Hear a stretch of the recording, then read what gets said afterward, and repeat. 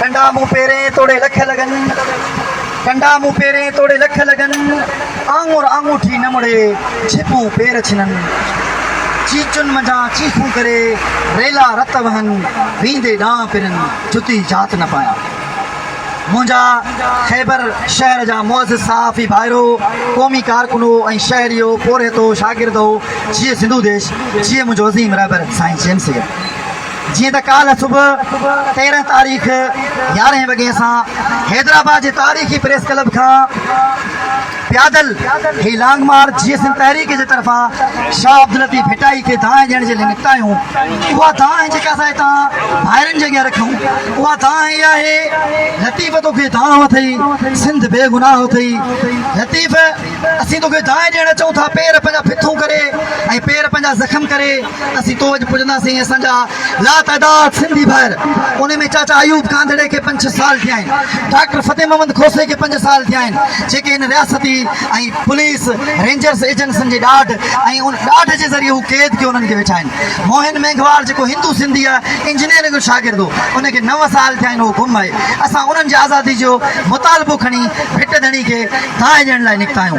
ॿियो असांजो जेको मुतालबो आहे उहो इहो आहे, हिते जेको बि हक़ ऐं सच जो आवाज़ उथारे थो, चाहे उहो वकील हुजे, चाहे उहो सहाफ़ी हुजे, चाहे उहो कामरेड हुजे, चाहे उहो कंहिं बि तबिके सां हू सलाड़ियल हुजे, उनखे हमेशह वॾेरनि सरदारनि भोतारनि, हितां जे पुलिस, हितां जे अमलदारनि, कुर्सियुनि ते वेठल जागीरदारनि, उन्हनि हमेशह उनखे बेदर्दी सां कल क़तल कयो। ईअं हिकिड़ो वाक़ियो सखर में हिकिड़ो थियो, जेको बेबाक सहाफ़ी जान मोहम्मद महर ऐं घोटकी में, घोटकी जेको घोटकी जो तालुको आहे, उन में नसरुल्लाह गॾाणी जेको हमेशह ग़रीबनि सां मज़दूर पुन वटि हली वेंदो हो, बाबा मूंसां ज़ुल्म थियो त हू हुन सां गॾिजी वञी गले खे दॿाए हुनजे ज़ालिम जे गले ते हथु ॾेई हुनखे चवंदो तुंहिंजो हक़ ॾे, न त तोखे तुंहिंजो ख़ैरु न आहे।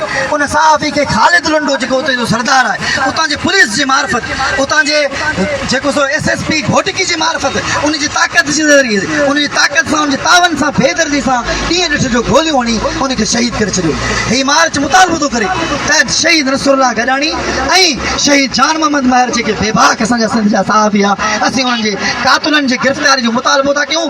सिर्फ़ मुतालबो न, पर अक़वाम मुत्तहिदा समेत इंसानी हक़नि खे अपील था करियूं त नोटिस वठी उन्हनि जे कातुलनि खे सज़ा ॾियाराइण जी फांसी अची सघे, ॿीहर अहिड़ो बेबाक सहाफ़ी क़तल न थी सघे। टियों मुतालबो, जेके सिंधी हितू असांजा भाइर आहिनि हिते, उन्हनि जे नियाणियुनि खे सरियाम को वॾेरो, कॾहिं पुलिस, कॾहिं को कुर्सी ते वेठल जागीरदार, उहो हमेशह अगवा करे खणी थो वञे। ईअं हिकिड़ो वाक़ियो खैरपुर संग्रास जो वाक़ियो आहे। प्रिया कुमारी सभिनि खे तव्हांखे ॿुधल हूंदो। प्रिया कुमारी खे 2 साल अढाई खां उतां जा सैयद संग्रास जा जेके सैयद आहिनि, उन्हनि उतां जे पुलिस जे मार्फत ऐं ख़ुर्शीद शाह जे ताक़त ऐं उतां जे MPMN जे ताक़त सां उन्हनि अगवा करे 3 सालनि खां उते क़ैद करे रखियो आहे। उन माइटनि खे हमेशह ब्लैकमेल था कनि। हींअर उहे इंडिया लॾे वञण जे लाइ तयारु आहिनि, हू पंहिंजे घर वञूं छॾे वञण लाइ तयारु आहिनि। असां मुतालबो था कयूं त प्रिया कुमारी जे फौरी तौर उनखे बाज़ाब कयूं।